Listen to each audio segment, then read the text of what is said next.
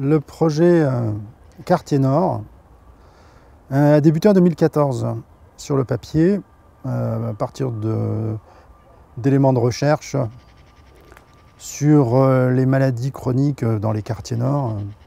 Des chercheurs se sont rendus compte que les parcours de soins étaient sans doute pas optimum dans les quartiers nord, compte tenu de la mortalité et des nombres de maladies chroniques qu'on pouvait y repérer, quoi.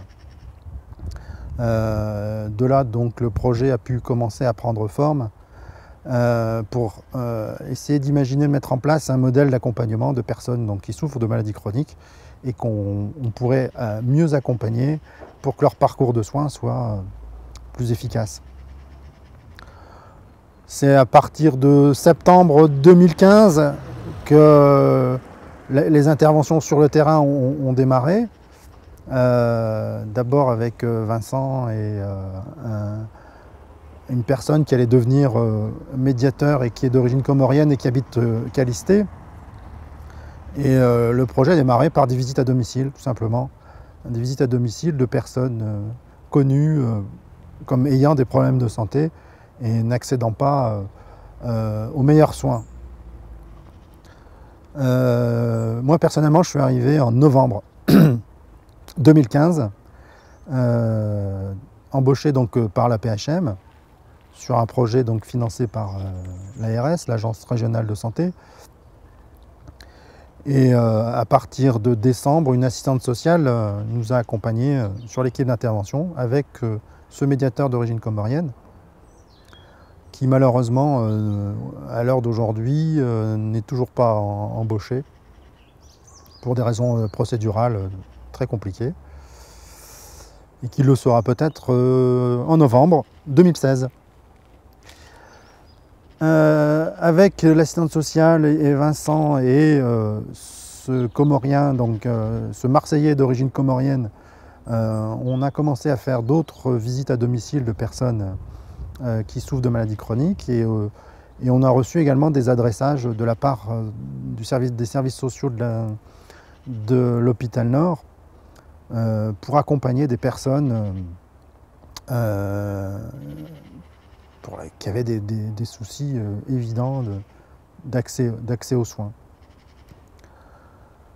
Voilà, grosso modo, comment le projet a démarré et comment il continue aujourd'hui avec deux nouvelles médiatrices qui sont arrivées en avril et mai 2016 et qui donc ont rejoint l'équipe pour des interventions sur le 15e et 16e arrondissement de Marseille.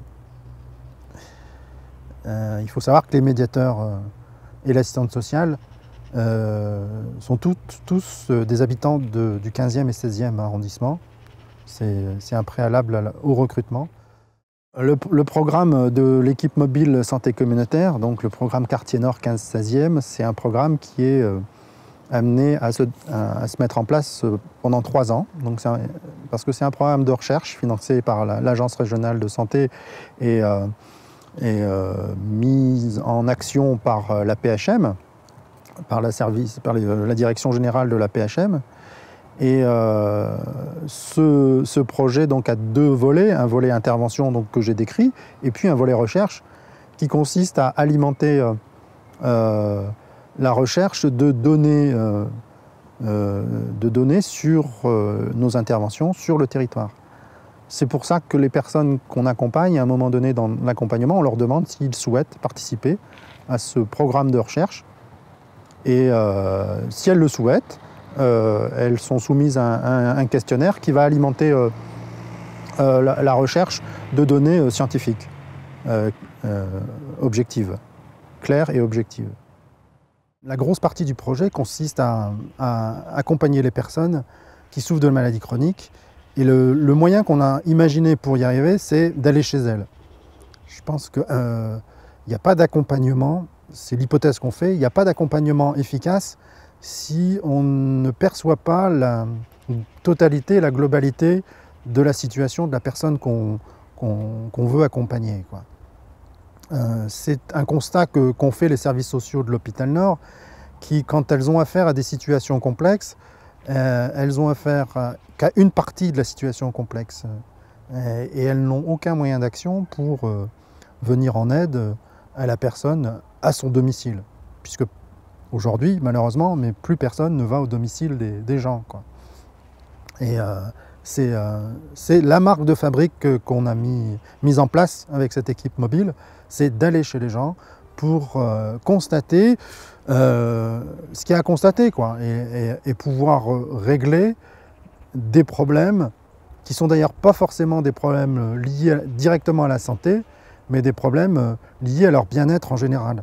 Donc c'est pour ça que l'assistante sociale, sa fonction dans l'équipe, son rôle, c'est de dépatouiller, de trouver des solutions à des situations administratives compliquées qui bloquent parfois une bonne prise en charge des soins.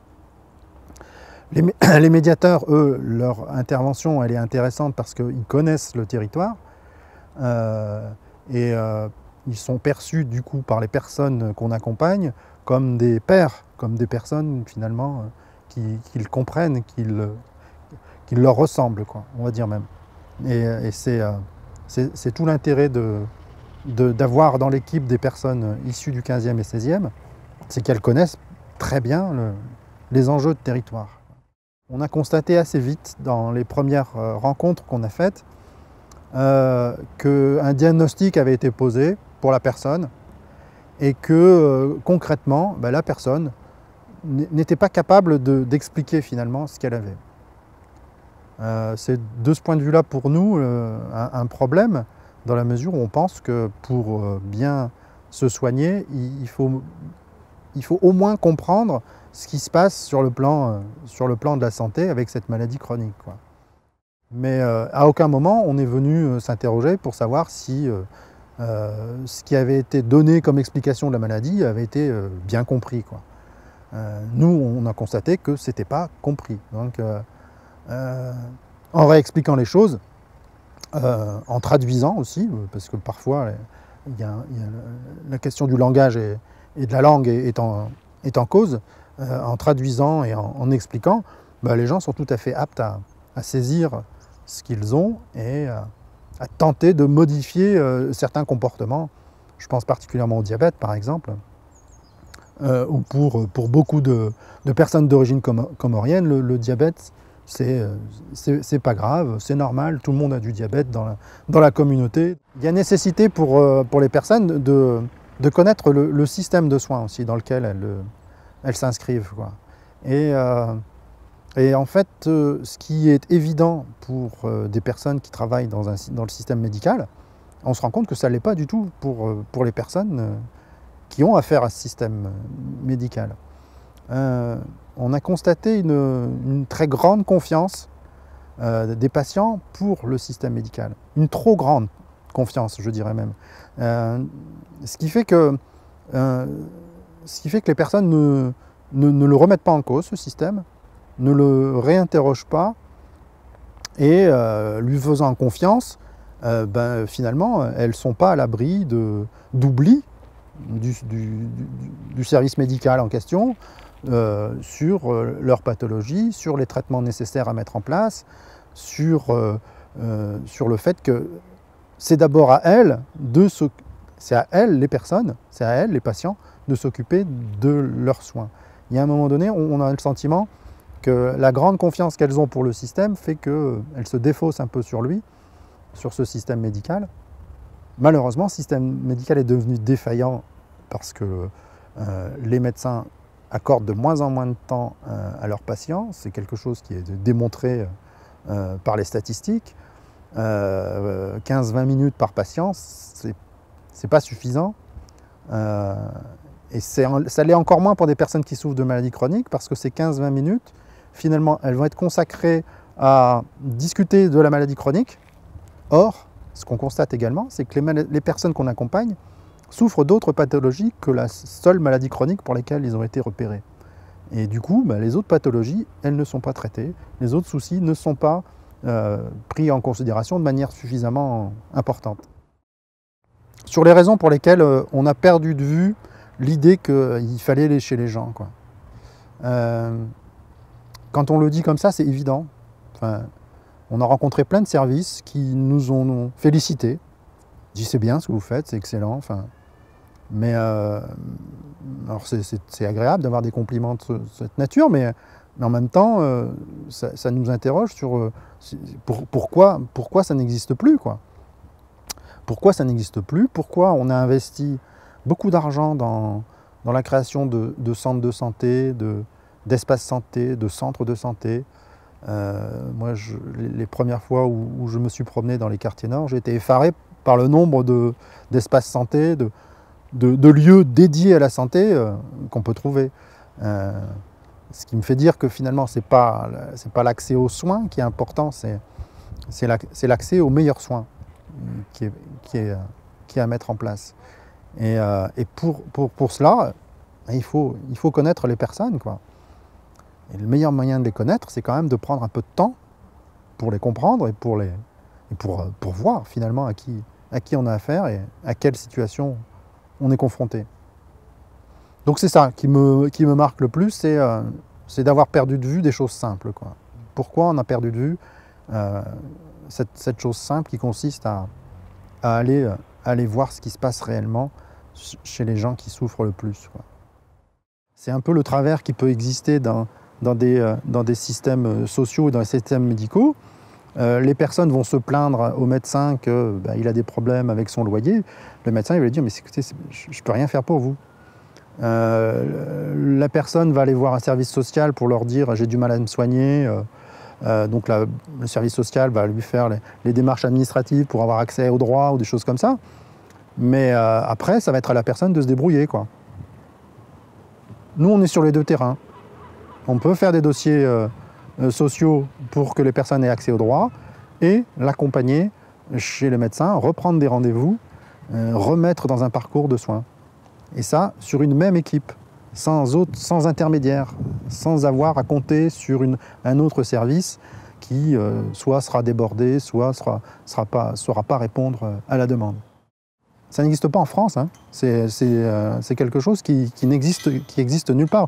Ou alors ça existe peut-être quelque part, mais c'est quelque chose qui est comme nous, très, très à la marge. Parce qu'on est quand même une équipe marginalisée par rapport aux grands projets de centres de santé qui se mettent en place. Notre budget est ridicule, quoi. Donc la particularité de l'équipe mobile santé communautaire du 15e et 16e, c'est qu'elle remet au goût du jour la notion de médico-social. C'est un terme qui a été galvaudé, qui n'a pas le sens qu'il mérite.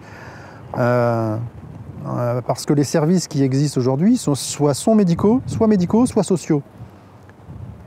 L'intérêt de ce qu'on met en œuvre, l'avantage de nos interventions, c'est qu'on marie de manière tout à fait équilibrée et en fonction des situations, l'aspect médical et l'aspect social. On est une équipe médicale, sociale, ou sociale-médicale, comme on veut l'entendre. Et donc on règle les problèmes des deux aspects, qu'ils soient médicaux ou sociaux, on les règle sur une même équipe, quoi. On n'a pas affaire à d'autres services qui pourraient prendre la relève. Ou si on a affaire à d'autres services pour prendre la relève, c'est a posteriori, c'est après qu'on ait élagué, simplifié, voilà. Parce que bien sûr, on ne travaille pas seul, on fait participer les services existants, on les interpelle, mais pas dans un premier temps. Dans un premier temps, on est là pour mettre à plat des situations et définir des priorités d'intervention, qu'elles soient médicales ou sociales. J'ai envie de mettre en avant le succès d'un accompagnement et les interrogations qu'il suscite. Alors, il s'agit d'une personne qui a 79 ans et qui est sourde de naissance d'une oreille et qui est sourde de l'autre à 80%. Elle a été victime d'un cancer du côlon il y a quelques années, en rémission. Il a été opéré et on l'accompagne dans ce cadre-là. Si on n'était pas intervenu, cette personne, aujourd'hui, elle serait toujours sourde à 80%, parce qu'elle n'est pas appareillée, je ne l'ai pas précisé, mais elle n'a pas d'appareil auditif. Elle en avait bien fait une demande à un moment donné, mais sa mutuelle ne remboursant que 70 €, il était hors de question pour lui, il était incapable de financer un appareil de 1000 €. Donc il avait fait une croix sur la possibilité d'entendre. Et c'est là où on intervient. On se rend compte que finalement, la santé, pour des personnes qui souffrent de maladies chroniques, c'est ce que je disais tout à l'heure, c'est pas seulement traiter la maladie chronique. Il y a les à côté aussi qui font que la personne sera dans un mieux-être. Et on a traité cette question, on a obtenu des aides exceptionnelles de la CPAM pour que cet appareil soit financé. Et la personne, en connaissance de cause, a un reste à charge à payer de 90 € pour avoir un appareil auditif. Il l'a eu la semaine dernière. Ça a pris 4 mois pour l'avoir. Il a fallu prendre des rendez-vous chez l'ORL, chez l'audioprothésiste, se déplacer à maintes reprises. Ces accompagnements ont été faits par l'équipe. Même si la personne aurait pu les faire par elle-même, elle se déplace très difficilement. Elle habite l'Estac, donc elle doit prendre des transports en commun pour aller en centre-ville. C'est une matinée, c'est simple, un rendez-vous à 3 h, il faut que la personne parte à 14 h et elle est revenue à 17 h. Et voilà, donc ça c'est vraiment le type d'accompagnement qui nous pousse à continuer dans cette voie-là de modèle d'accompagnement.